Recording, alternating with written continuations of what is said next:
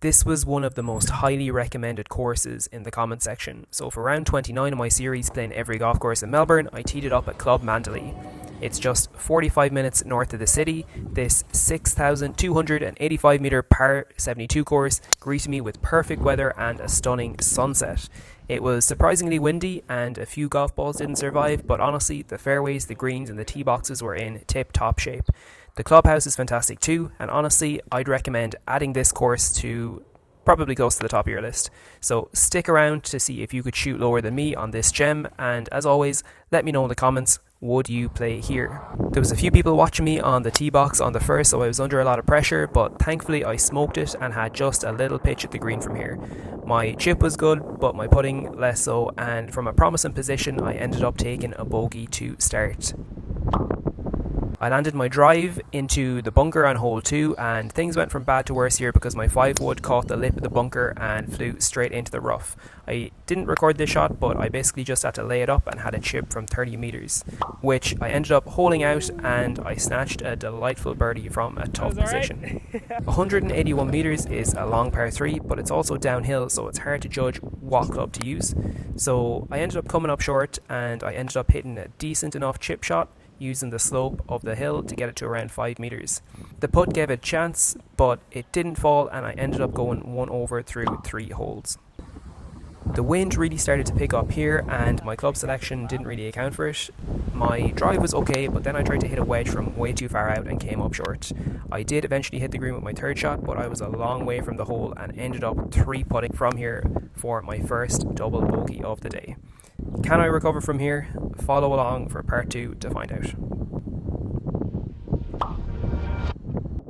I had the wind at my back here, so I knew a good drive would put me in a good scoring position. Thankfully I found the fairway, and with the 56 degree in hand I managed to stick it to 5 metres.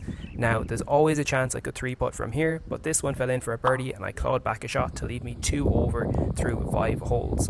Golf is contagious in a lot of ways, and my playing partner shanked his ball into the rough on the left here, and I burst myself laughing at him, and then I stood up and did exactly the same thing. I put my second shot on the fairway, and then my 3-wood found the bunker.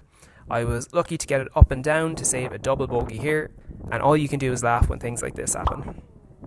This was a well protected par 3 with bunkers everywhere. I ended up going long out over the back of it, which wasn't the worst situation. I was happy with this up and down to get out of here with another par on the score sheet. I hit a decent drive here and landed it out in the fairway. It was a longish hole, so I pulled out the 3-wood and flew it into the greenside bunker. It went up and out of the bunker, but not very close to the hole, and I ended up 2-putting from here for a bogey.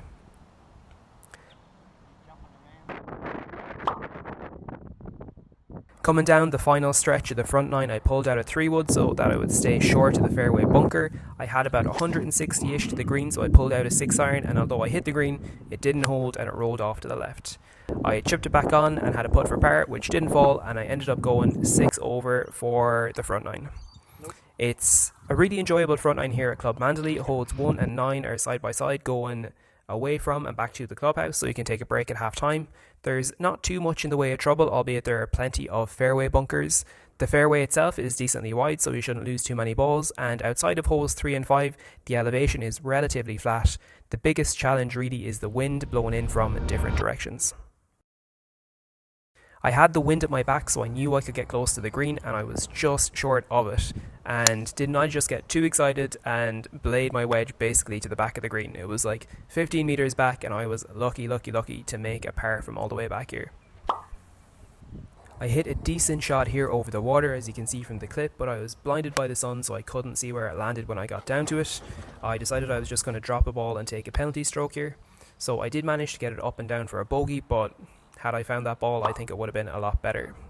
Straight into the sun again. I just couldn't see where this one landed either, but thankfully when I walked down it was sitting pretty in the middle of the fairway. I had another hit and hope, blinded by the sun, but this one felt good and it was on the green when I got there. I 2-putted from here and ended up taking another par. The spring sun was setting nicely and I hit another decent drive. I followed it up with a 7-iron that just caught the edge of the green. I had an outside chance at birdie, definitely a chance at par as well, but I pushed them both and I took another bogey here. I should have a lot more pars on the score sheet, but I can put it right on 14. I hit a drive down the middle, and my 8-iron just came up short of the green. It was a beautiful setting to be chipping into, and it gave me a decent look at par. It fell, and it left me 10 over through 14 holes, so follow along to see if I can play to my handicap. 200 metres is a long way for a par 3. I pulled out a 5-wood with the intention of pulling up short to the greenside bunkers. It didn't work out great because I ended up chipping over the bunker and out the other side of the green and into the far side bunker. A tricky hole this one, and I was lucky to walk away with a bogey here. I thought I hit a good drive, but it rolled just into the bunker, and I tried to get it over these trees, but I just clipped them on the way back to the fairway. I hit a nice pitch at the green, but my putting let me down badly here, and I ended up 3-putting for another bogey on this par 5.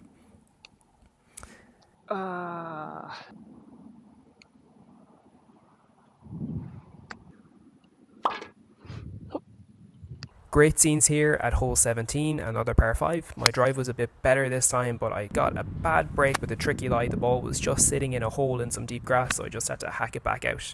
I was just off the green with my third and had this little pitch into the sunset to set myself up for par.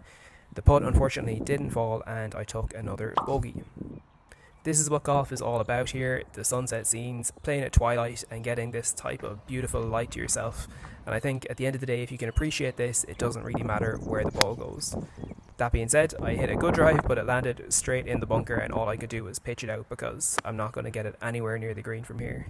I did eventually hit the green with this pitch, and I had an outside chance at saving par, and also an outside chance at saving bogey, but in the end, I took a double on 18. So that's Club Mandalay. I shot 15 over on my first time playing this course. I went 6 over on the front 9 and 9 over on the back 9. I would definitely recommend playing here. It's a nice, easy-going course. It's in good condition, and you're not going to lose too many golf balls with the nice wide open fairways.